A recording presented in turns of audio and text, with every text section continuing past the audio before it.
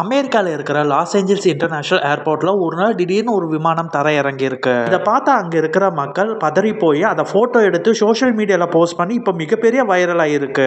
அந்த விமானம் தான் டூம்ஸ்டே விமானம்.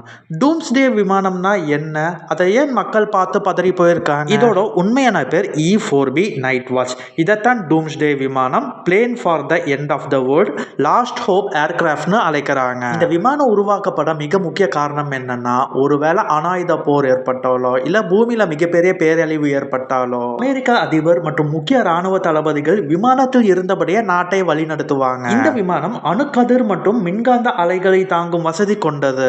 இந்த விமானத்துல ஜன்னல் இல்ல, நடுவானத்துல எரிபொருள் நிரப்பும் வசதி இருக்கு.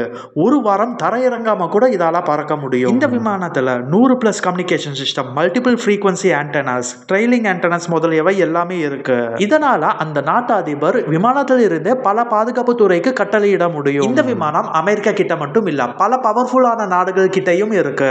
இந்த மாதிரி விமானம் வானத்துல பறந்துச்சுன்னா ஏதோ ஒரு ஆபத்து இருக்குன்னு அர்த்தம்.